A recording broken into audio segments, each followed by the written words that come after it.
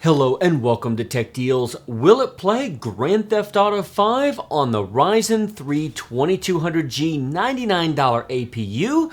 Yes, it will, conditionally. It's not perfect, but this is 1080p high detail. You can certainly lower the resolution, you can certainly lower the detail settings, but this is impressive. 1080p high detail in an honest-to-goodness AAA game like Grand Theft Auto 5? Not only will it play, but it's very playable. Now, as I said, it's not 60 frames per second, it's not perfect, there's compromises, but it's remarkably controllable. If this were all I had, if I had $99 to buy a basic APU with integrated graphics, put it on maybe a $60 to $70 motherboard, and I wanted to play GTA 5, yep, it'll do it. Now, if you want better frame rate, of course, lower the detail and whatnot, but honestly, 1080p at high looks really nice, and if you don't mind being under 60 frames per second, this is really, really good. I have to say AMD has hit it out of the park with this. This is so much better performance than any of the prior APUs. It is miles and miles ahead of anything that Intel has ever dreamed of. And in the current market today, I'm recording this in March of 2018, given the price of graphics cards, if you're on a budget, this is totally worth considering.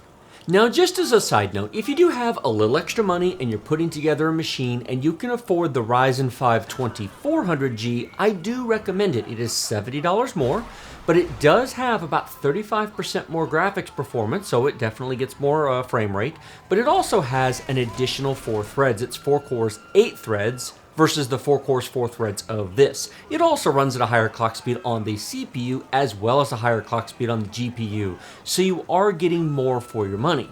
But I understand that people are on a tight budget, you may not have the room for it, fair enough. Now take a look at our real-time performance number. Now the graphics chip is completely 100% utilized, that's right up at the top, of course, because it's integrated graphics, they are in fact limited, but the CPU is also mostly utilized, not completely, but mostly. But our main system RAM usage is the interesting one.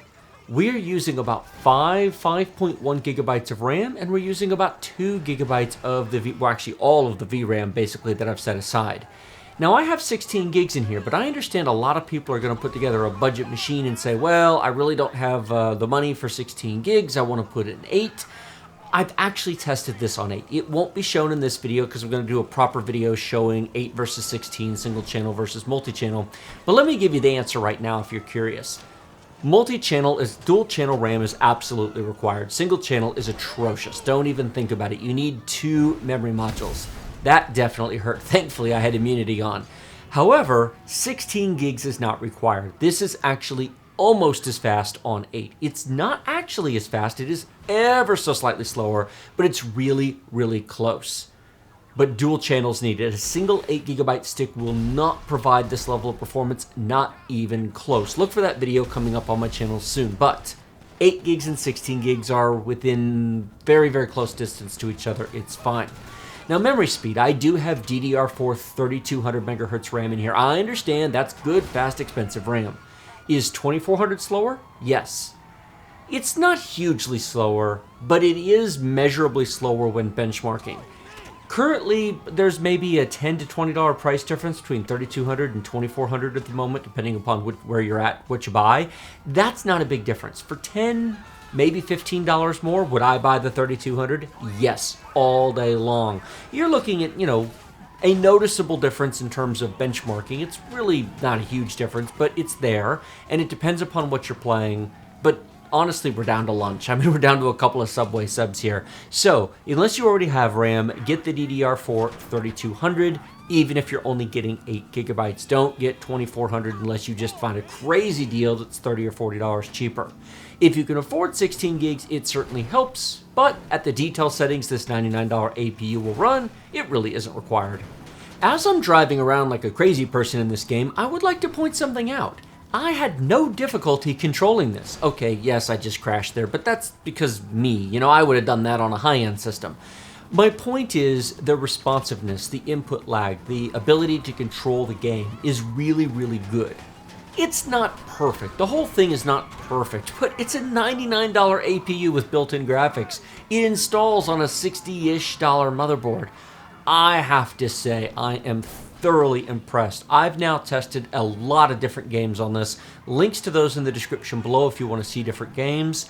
For 2018, this absolutely has got to be the deal of the year. It certainly is the deal so far when I'm recording this. Maybe something else will come out, but I am nothing but impressed by the performance for the money that you get. If you have more, spend more, get more, of course. But if you don't, this is completely a viable option to play AAA games such as this and many others, as you'll see down in that description in the video description below. And moving on to the benchmark chart, we actually averaged 36 frames per second during this entire run with a 1% low of 24 and a 0.1% low of 18. If I had just shown you the benchmark chart, you might look at this and go, well, gee, that's probably not very playable. Yes, it was. You watched the footage. I'm telling you it was playable. For whatever the benchmark chart and whatever Fraps says it ran at, I really didn't have a problem playing it. Now the Ryzen 5 2400 is smoother, it is faster, and it is better, but it's also $70 more, and if you simply are just on an extremely tight budget, yes, this will absolutely play GTA 5. Like this video if you like it, share it with your friends if you loved it. Remember to subscribe to my channel with the big huge red button directly below. Post your comments below the video. Look at the video description for all the links to Amazon and Newegg for this and the Ryzen 5 APU, links to the full playlist of the Will It Play videos, and links to all of the Ryzen 3 2200G videos if you'd like to see other games tested on this incredible value. Thanks so much for watching. I will see you in the next video.